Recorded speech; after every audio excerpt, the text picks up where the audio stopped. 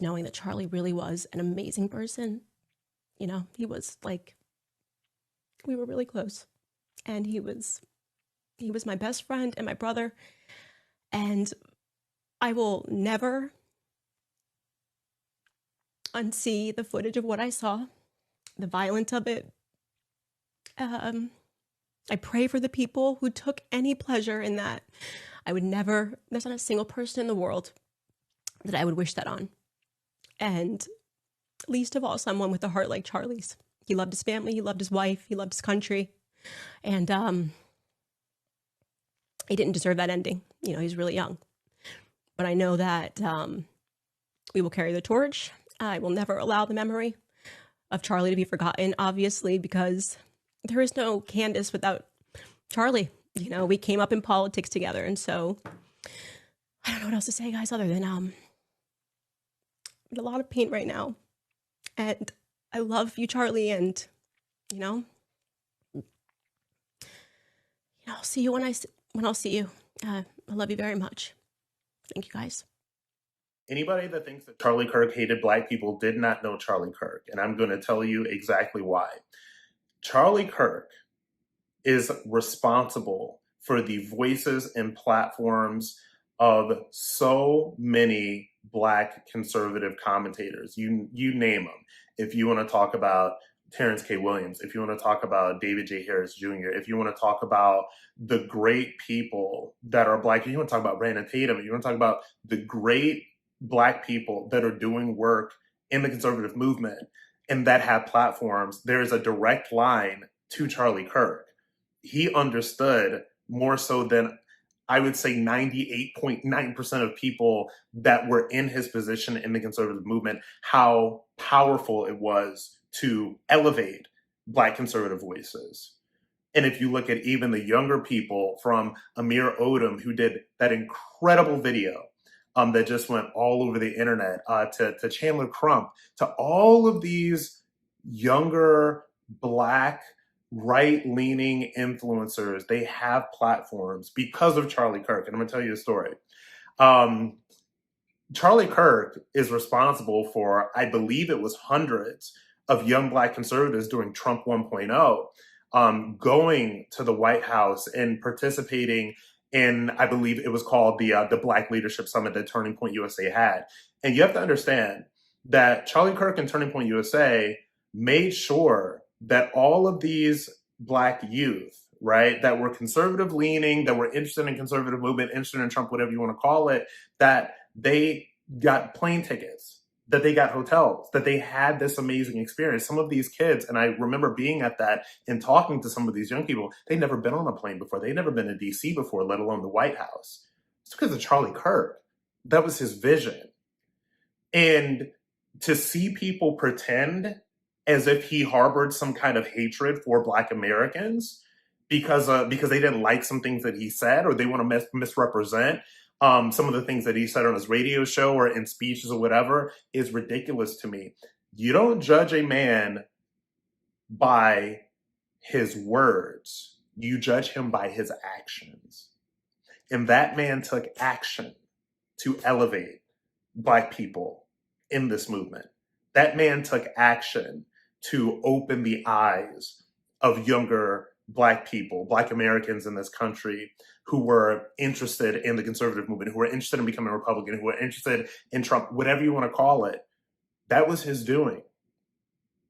And he was able to do that work through the vehicle that is Turning Point USA, which is so massive and so powerful, and that has been so influential to this movement and to so many people's lives and platforms and careers. So the next time you hear somebody say that Charlie Kirk was racist, that Charlie Kirk hated Black people, you point them to me, point them to Terrence Williams, point them to David J. Harris Jr., point them to Brandon Tatum, point them to any one of the hundreds of Black kids that went to the White House for the first time, that went to that Black Leadership Summit, that are employed in various capacities by him, by Turning Point USA, etc. You judge a man by his actions, and there is no way that you can look at the actions of Charlie Kirk and think that that man hated Black people. Charlie Kirk sent me a direct message, and I'm going to show you what it said. This is almost 6 years ago exactly now, as of this video. I had not spoken to him in person or on social media. He started the conversation. You know what he said? 3 words. You are terrific. Now, bear in mind, this is back before I was blessed with the followership I have now. I had fewer than 10,000 followers on Instagram, very small Facebook presence, wasn't even on TikTok at the time. But the fact of the matter is, this young man, this leader of Turning Point USA, reached out to me and saw something I had done. And he felt so moved that he reached out to me himself to encourage me. And then he went a step further. He invited me to the BLS, which is the Black Leadership Summit Turning Point USA was putting on in Washington, D.C. I told him, transparently, I was in between jobs and didn't have the money to fund my trip. He told me that they had scholarships available and to email him directly and he'd be able to take care of it. I did, and that's the story of how I got to be a part of the Young Black Leadership Summit, which was instrumental in springboarding me to where I am today. Now, I share that story because he didn't have to do that. And if he was a racist person, why would he do that? I'm so tired of people being besmirched by the tired liberal lie that anyone they don't like has to be some sort of racist. And I'm not immune to this. They call me racist myself. Of course, it's ridiculous on its face, but this is the nonsensical nature of your average leftist. They really want you to believe deep down Charlie Kirk hated all Black people. He saw the best in everyone. He saw in me something I didn't even quite see in myself at the time, and he chose to encourage me. That is why I will literally and metaphorically pick up that mic and continue the work that he started, because I myself and many others are tired of being slandered and maligned by individuals who have nothing to sell us but fear, panic, and lies 24/7. I had to share that story with you. I thought about keeping that to myself, but the more I see him being typecast as some sort of evil person, the more I cannot be silent, and I hope that you will not be silent as well. It is time for action like never before. It is time for voices to rise like never before, and I hope you will join me in that effort. So that is the real Charlie Kirk, the one they don't want you to know, but the one I will continue to remember and honor with my actions into the future. So those are my thoughts. Hopefully you share, and hopefully you get busy as well, because we all have microphones to pick up, and we are all Charlie Kirk. Is this the guy you're calling a racist? One thing that white people and Black people have different biologically. Don't change the question of this. Like DNA-wise, we are different. No, we're not. That's a lie. It has been disproven. Front page of National Geographic 6 months ago. Racism created by society. Race is a social construct that I want to break out of. Hold up. He doesn't even believe in race. The Oxford English Dictionary defines racism as prejudice based on race, or the belief that some races are inherently superior. But if Charlie's a racist, why is he arguing race doesn't exist? If he's a white supremacist, doesn't he need race to be real? I mean, you can't be a racial supremacist while arguing racial categories are fake. And wait a sec, race has been used to justify oppressing Black people for centuries. So why is the Black kid defending racial categories while the white supremacist wants to destroy them? This isn't new for Charlie. He's been saying this for years.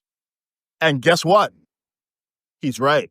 Here's the history of race. People always noticed skin color, but it mattered about as much as hair color. Slavery existed everywhere, and it was practiced by every skin color long before race was invented. Then, European colonizers needed justification for enslaving Africans.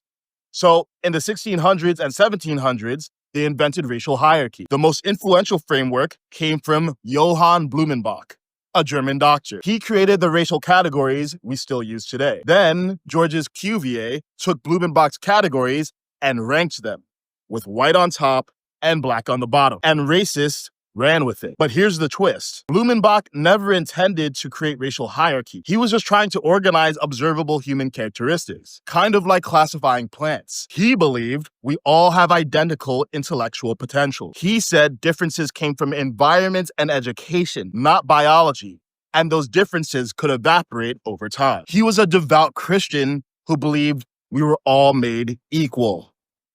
Sound familiar? Charlie Kirk consistently argued against racial categories and got called a racist. Yes, Charlie talked about race sometimes. He knew it was made up, but we live in a racialized culture. To change a culture, you must speak its language, especially when that culture keeps race alive through affirmative action and DEI. But most people never heard him in a long-form interview. Again, I hate this racialization stuff, but it's true. Too. They force the racialization card. For the record, of course, I don't look at people in terms of skin color, but when they start categorizing me and the young men that show up to my events as toxic because they breathe, you force the race card. I used to think Charlie was just confrontational with college kids for clicks. Then I listened to his full interviews. I realized he was fighting for hearts and minds in the battleground of ideas, and he was winning. That's why he was killed. And the tragic... Anybody, especially black people, that are saying Charlie Kirk was racist and was not for black people and did not know black people, I am 100% convinced that you have never sat through a full debate of his or watched any of his debates with a sound understanding. Black people are always so quick to want to be the victim of a situation that they can't thrive. And this is one of the things that Charlie Kirk was exposing to black people. We have such a cap on us because we think we're limited because we're black or because we're women and because we think our ancestors, whatever they went through, is still impacting us today, but we are not there anymore. Charlie Kirk wasn't saying that we didn't need or black problems didn't matter. He was saying, hey, you're not a slave anymore and there are no more laws that are holding you back saying that you can't do what a white person can do. You should get up and go and try these methods and become somebody. One thing we got to understand is life is hard. And we don't need handouts. Handouts is making people weak and sensitive. That's why this man was just killed over mere opinions. Okay, first up, was Charlie Kirk racist or was he pushing hate when he said the Civil Rights Act was a mistake? Now, I in fact watched several videos, I'm talking several, just to see if everything he said was consistent, if he switched up every now and then, and he didn't. And this is what he said. He said every single time that he agrees on the intent of the Civil Rights Act. He said it's numerous times that he supports what it initially was supposed to be intended for. And there's plenty of clips of him agreeing with the intent, but if you don't believe me, here's a clip. Yeah, so it most certainly wasn't a mistake, though. Well, of course it was a mistake. The way it was written, the intent was not, though. Yeah. Which was obviously the end of racial segregation and the ban of racial discrimination in the workplace. But he said because of the gray areas and the loopholes in the Civil Rights Act, because that was not the only thing, now in 2025, people are pretty much weaponizing the Civil Rights Act to push certain agendas.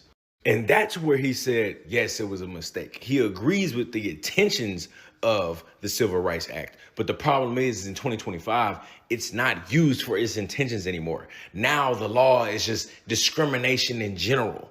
They abuse that. They exploit the gray area part of the Civil Rights Act. It's no longer prioritizing racial discrimination and racial segregation. Now it's, oh, if you offended me, if I feel discriminated, you have a civil rights lawsuit on your desk. I identify as a woman. If you don't accept me, that's discrimination. You have a civil rights lawsuit on your desk. I'm gay. If you don't accept me, that's discrimination. You have a civil rights lawsuit on your desk. These people are abusing the gray area of the Civil Rights Act instead of using what it was intended for, which was racial discrimination, racial segregation.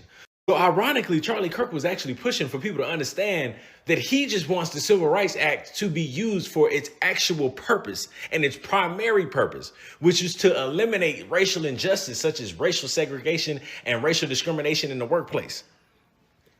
Wow. So after all of that, was Charlie Kirk pushing racism or was he pushing hate? No. Was Charlie Kirk a racist? Well, if he was really bad at it. As someone who's known him since I was 12 years old and have been black since I was, 0 years old, he never really struck me as that. But maybe that's because, unlike white liberals, I don't take someone being pro-family, pro-father in the home, pro-hard work, and America as being anti-black. And if you think any of those values are anti-black, maybe you're anti-black. Clock it. Charlie Kirk was not racist. You're just an idiot. You're just stupid. You're just weak. You're just naive. You know what's so interesting, as many people have said this, they said, well, Charlie was a very moderate in comparison to a lot of other people and how a lot of other people in the world would probably relay the same information. I think I'm one of those people. I have a tendency to say things in a very jarring way. My tone might not be very nice and delicate all the time, so buckle up. Maybe the black folks who are cheering on Charlie's death because he was so-called racist, maybe you should be back on the plantation. Maybe we should have chattel slavery part 2. What do you think? And I say this because you're showing your value. You can't think critically.